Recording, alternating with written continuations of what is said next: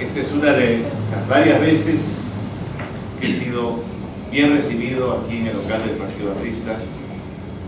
Recibido fundamentalmente las primeras veces, nada menos que por Víctor Olaya La Torre, quien, siendo yo joven profesor de la Universidad Católica, aceptó justamente por la mediación de su sobrino Raúl que yo le hiciera algunas entrevistas en la perspectiva de escribir un libro que se frustró porque yo, cuando estaba en pleno desarrollo de las hipótesis, de las declaraciones que me había hecho Víctor Raúl, entré en política y consideré que en ese momento no era éticamente correcto seguir escribiendo sobre un político de una trinchera que no era la aprista y que tampoco significaba objetividad de mi parte.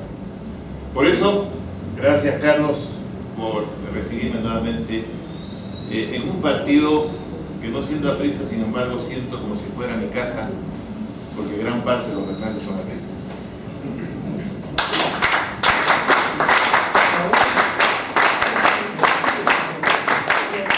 Quisiera plantear una pregunta inicial. ¿Por qué tantas constituciones en el Perú? Algunas buenas, algunas malas, pero todas con el terrible sino de su escasa duración. Maurice Duverger, un gran conferencista francés, dice que las constituciones solo duran en países donde hay instituciones y ciudadanos. Si las instituciones son frágiles, la mejor de la constitución puede fracasar. Y si no existen ciudadanos, definitivamente las constituciones serán efímeras. Porque el pensamiento constitucional está hecho para ciudadanos y no simplemente para poblaciones estadísticamente existentes, pero políticamente inexistentes. No es lo mismo tener un censo electoral que ser un país de ciudadanos. El ciudadano encarna la legitimidad de la ley. El ciudadano asume la Constitución, la vive, la critica, la defiende, le da respetabilidad y le da duración. Creo yo que casi ya en vísperas de cumplirse el bicentenario de nuestra existencia republicana, tenemos no solamente el derecho, sino más que el derecho, a la obligación de ser muy severos y de ser profundamente autocríticos con la incapacidad que generaciones tras generaciones hemos tenido de poder construir un país de ciudadanos. Un país donde la Constitución vive porque está encarnada en la capacidad de la persona humana de ejercer derechos, de reclamarlos, de exigir su cumplimiento y el Estado de identificarse con la protección legal de esos derechos. Eso en el Perú no ha existido. Y por eso, desde la Constitución del 23 en adelante, lo que hemos tenido son prácticamente estatutos de gobiernos de mala estructura orgánica y representativa. Unas constituciones nacieron bajo la esperanza de unas vivencias democráticas como la del 23 o la del 28. La del 23 nació muerta. Fue una declaración lírica hermosa, pero los mismos constituyentes que habían aprobado esa constitución también acordaron recesarse y entregarle, bajo el título de dictador a Bolívar, la capacidad del gobierno autocrático del Perú. Yo creo que eso fue un signo de una tremenda debilidad y de un fatalismo que nos acompañó después. La Constitución de 1828 creó el bicameralismo, fue una buena constitución, pero los gobiernos de la época no eran gobiernos de estructura, de organización democrática, surgían de la espada, de las guerras fronterizas, de la correlación de fuerzas al interior de quienes habían llevado el uniforme de la patria para la independencia, pero luego se fraccionaron en caudillos regionalistas. y vinieron constituciones como la del 34 con Orbegoso, la del 39 con Gamarra, la del 55 con Castilla, la del 60 nuevamente con Castilla, y siempre militares, y siempre ausencia del pueblo en el poder. Duverger vuelve a decir, ¿cómo puede hablarse de democracia sin el pueblo? No existe. El sujeto de la democracia es el ciudadano. El colectivo de ciudadanos es lo que se llama pueblo ciudadano. Y esa es una condición fundamental para que una constitución no solamente tenga contenido, significación, sino también respetabilidad y duración. Y por eso, siglo XIX, siglo XX, hemos tenido muchas constituciones, pero un país que ha vivido al margen de la constitucionalidad. Si no somos capaces de reconocer ese vacío, esa fragilidad para el cumplimiento de una democracia que se desarrolla dentro de una legalidad y con marcos que establecen derechos y participaciones y organizaciones y partidos políticos y sindicatos y gremios en general, realmente lo que tenemos es no solamente una fragilidad constitucional, sino algo más grave todavía, que es un remedo de Estado. Un remedo de Estado. Porque el Estado es la condición de la organización de un país. Y si el Estado no está en capacidad de asumir la organicidad que le da la Constitución, ese Estado existe a medias o a tercios o a cuartos. Pero lo que integra es apenas una minoría. Y esta reflexión o esta hipótesis que yo he trabajado en varios de mis artículos y de mis trabajos de derecho constitucional, me lleva rápidamente a formular la hipótesis dramática de por qué, siendo tan consistente, siendo la expresión de un consenso político, siendo la síntesis de lo que quería ser la construcción de un Perú moderno, la Constitución, como ahí la Torre la llamó, de los derechos humanos, la Constitución del siglo XXI, ¿por qué duró tan poco? ¿Será porque las instituciones que ahí estaban contenidas no estaban bien diseñadas? ¿Será porque todos los partidos políticos que figuraron y que participaron del consenso se equivocaron y construyeron una constitución para un país que les era ajeno? Algo de esto puede haber, pero yo creo que las hipótesis que hay que formularse como una especie de balance de esta pregunta que les acabo de formular y que yo mismo continúo formulándome, es tal vez una suerte de contradicciones que en la historia política del país se han dado a lo largo de los años y que ha hecho que muchos grandes proyectos políticos, avisorados también por desarrollos constitucionales, en el momento en que les llegaba la obligación de hacer y de construir, quedaban por algunas razones difíciles de explicar en el camino. En este sentido yo me atrevería, por ejemplo, a hacer esta noche pública una de esas hipótesis. La Constitución de 1978 esperaba para consolidarse, y no lo digo porque esté en casa aprista, un triunfo aprista en las elecciones de 1980. Y no se dio. El presidente electo con el cual el Perú retornaba a la democracia, con el respeto y la admiración que le tengo a Fernando Belaúnde Terry, no debió ser Fernando Belaúnde Terry, que de alguna medida retornar al año 68. Debió ser Armando Villanueva del Campo, pero desgraciadamente no lo fue. Y fue elegido presidente justamente un hombre y un partido que era el único partido que no había participado en las elecciones de la Asamblea Constituyente en 1978, que no había tenido presencia orgánica ni representación en la Asamblea Constituyente, y respecto a la cual muchos de sus cuadros no se sentían ni asumidos ni representados. Es decir, había una adhesión por respeto de democratabilidad del Partido de Acción Popular, pero no un encarnarse en un proyecto que no era el suyo y que no lo sentían como tal. Me parece que este es un elemento que tiene una gran importancia.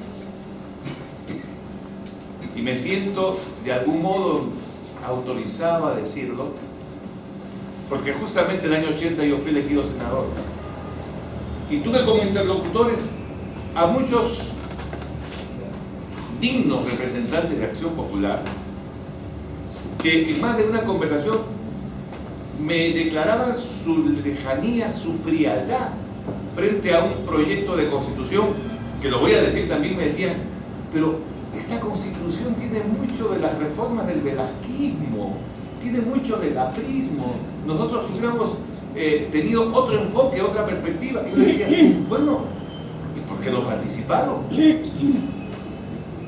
¿Por qué dejaron frente, o por un prurito difícil de entender, que el punto de vista de Acción Popular, un partido democrático, no estuviese presente en esa asamblea constituyente, siendo parte de la construcción del consenso que ahí se logró? Creo que este es un punto que hay que analizarlo no por confrontación con un partido político, sino por la necesidad de entender que muchas veces estas posiciones, siendo respetables, no han hecho otra cosa que debilitar, por un lado, el proceso de institucionalización del país, y en segundo lugar, han debilitado a los propios partidos políticos. El capítulo de partidos políticos de la Constitución de 1979 está hecho justamente para fortalecer y hacer del Perú una democracia de partidos democráticos. Pero esto no se podía hacer si es que no todos los partidos se sentían representados y encarnados en el espíritu y en el texto de esa Constitución. Creo que es una primera explicación, pero que no es suficiente. Tuvo esa Constitución la fatalidad de que en el momento en que el Perú recuperaba la democracia, recibía la primera estocada asesina del terrorismo de Sendero Luminoso. Sendero Luminoso fue un enemigo encarnizado de la constitucionalización del país. No la aceptó, la combatió, trató de destruirla sistemáticamente, afectó a dos gobiernos democráticos como fueron el de Fernando Belaúnde Terry y el de Alan García entre 1985 y 1990. Tiñó al Perú de sangre. Nos obligó a vivir bajo un permanente estado de emergencia con la configuración de comandos políticos militares que no estaban previstos en la Constitución. 10 años donde había Congreso abierto, sí, pero donde las circunstancias de un conflicto interno, de las características que planteó el senderismo al Perú, hizo que parte sustantiva y fundamental del marco institucional de garantías de derechos y de defensa de la democracia que estaba en esa Constitución no tuviese posibilidad de regir. Es decir, vivíamos en una democracia a la defensiva, en una democracia que había sido ensangrentada por el senderismo, pero también por estrategias equivocadas desde el punto de vista de la defensa de la democracia. Y los ciudadanos no sentimos que realmente la democracia servía para defender la vida, para defender los derechos, para defender las libertades. Es decir, al cabo de 10 años, una Constitución hermosa, bien construida, con defectos evidentemente, pero bien construida, había quedado prácticamente en una circunstancia de muy difícil vigencia. Y vino entonces, tal vez, una de las peores cosas que nos pudo tocar. Otra equivocación en la sucesión. No sé por qué siempre hemos muchas veces equivocado al candidato, ¿no? Lo equivocamos el año 31, lo equivocamos el año 62, lo equivocamos el año 80, lo equivocamos el año 90. Y elegimos a una persona que no entendía ni la A, ni la B, ni la C, ni la Z de lo que es un país con una constitución, porque además tampoco entendía el país. Y no lo digo después de años, o porque se dice el golpe de Estado. Lo digo porque yo tuve la oportunidad de conversar muchas veces en Palacio de Gobierno con Fujimori, que no sé, por alguna razón un día me llamó para preguntarme, dígame Bernales, ¿por qué tiene que haber un ministro de Relaciones Exteriores si yo soy el que dirige la política exterior? Es decir, la concepción de seguridad no la entendía. Y otra vez me llamó y me dijo, ¿y el Parlamento para qué sirve? Si yo puedo gobernar el país con decretos supremos. Les tuve que explicar. Tampoco lo entendió, movía la cabeza y eso se reducía a un monólogo. Fujimori encarnó desde que fue elegido la anticonstitucionalidad de este país. Yo me atrevería a decir que el día que Fujimori fue elegido fue el día que se decretó la muerte de la Constitución de 1979. Entonces, creo que uno tiene que explicarse estas cosas para entender una especie de fatalidad, de marcha hacia un destino equivocado que nos lleva finalmente a una Constitución espuria que sin embargo se da el lujo de tener una vigencia de ya casi 20 años y que es más, amenaza con ser la Constitución del Bicentenario, salvo que Alberto Correa lo impida. Porque la verdad es que la composición, lo que se llama en ciencia política la correlación de fuerzas, de algún modo explica una especie, querido Javier, de empate en la nada, un empate a cero en el cual ninguna fuerza política tiene la organización, la capacidad de movilización, de confrontación para asumir la defensa de un punto de vista de legalidad constitucional. Y por consiguiente, ¿qué es lo que hacemos? ¿Qué es lo que se hace políticamente en el país? Hemos parcelado la Constitución. Para los empresarios no hay que tocarla porque el título de régimen económico es intocable, es la Biblia. Para los magistrados en el Poder Judicial, el título correspondiente al Poder Judicial es el mejor y por consiguiente tampoco se toca. Por supuesto que tampoco se toca la estructura del Parlamento, porque evidentemente ningún representante en su sano juicio se va a hacer el harakiri de crear el Senado.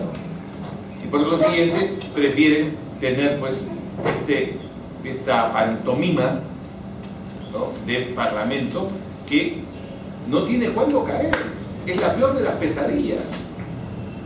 Siempre pensamos en una elección mejoraremos, pero el resultado es al revés, ¿no es cierto? Y los partidos se desintegran. Y los jóvenes ya no piensan en política. ¿Por qué? Porque justamente las instituciones huyen al calor del debate político, de la discusión ideológica, de la proposición programática, es decir, del funcionamiento de una constitución que establece reglas fundamentales de vida ciudadana. No existe. Yo creo con toda franqueza, se lo digo, y es tal vez otra hipótesis un poco audaz, que hemos perdido la Constitución del 79, pero me parece una gran farsa y una gran mentira decir que nos rige la Constitución del 93, porque una Constitución fragmentada, donde cada grupo se apodera del artículo o del título o del capítulo que cree defender mejor sus intereses, no es una Constitución. La Constitución es un modelo de organización, es una propuesta de vida política, es una construcción de país, es una orientación hacia el desarrollo económico y social. Y con una fragmentación, con una polarización, con una inexistencia de partidos orgánicos fuertes, con una representación en el Parlamento que es una vergüenza, no podemos decir que tenemos Constitución. Lo que tenemos es un remedio. Lo que tenemos es una estampa, pero detrás de la estampa solamente está la imagen de adelante, porque detrás no hay contenido, detrás no hay vida, detrás no hay fuerza. Por todas estas razones, yo creo que hay que ir hacia un proceso integral de reforma constitucional en el que se recupere el modelo, las esencias de la Constitución 79, actualizándola, obviamente. 20 años no pasan por gusto. En 20 años el mundo ha visto caer el muro de Berlín, ha visto el fin de la bipolaridad, el surgimiento de nuevas concepciones, nuevas estructuras, y la política no puede detenerse en el tiempo. La política requiere permanentemente una actualización en la elaboración del pensamiento crítico que se expresa en las ideologías. Todos tenemos que tener que hacer el esfuerzo de la renovación, de la actualización, de la modernidad del pensamiento, y eso tiene que reflejarse a partir de una reforma constitucional cuya base sea evidentemente esa hermosa declaración de principios que tiene la Constitución del 93, los derechos fundamentales que ahí están consagrados y que son la piedra angular del pensamiento en favor de los derechos humanos y de la dignidad de la persona humana. Hay que recuperar las proposiciones del sentido económico y social que tenía esa Constitución y que se diluyó en la Constitución de 1993. Hay que pensar en un Parlamento bicameral, sí, pero con una diferenciación de funciones, con un Senado que piense en términos que van hacia la unidad del Estado, mientras que el debate propiamente político-legislativo lo tiene a su vez la Cámara de Representantes o Cámara de Diputados. Hoy en día hay modelos constitucionales en los cuales tenemos que ver las posibilidades de una actualización. No podemos quedarnos en esta farsa. No podemos aceptar una situación en la cual la política es el equivalente al dulce sueño del dolce far niente. Hay que reaccionar. Yo creo que hay que volver a la política, es la condición para tener ciudadanos. Es el requisito para una constitución decente. Yo tengo fe, yo tengo esperanza de que eso se pueda lograr. Pero para eso tenemos que despertar a la vida de la ciudadanía política. Muchas gracias.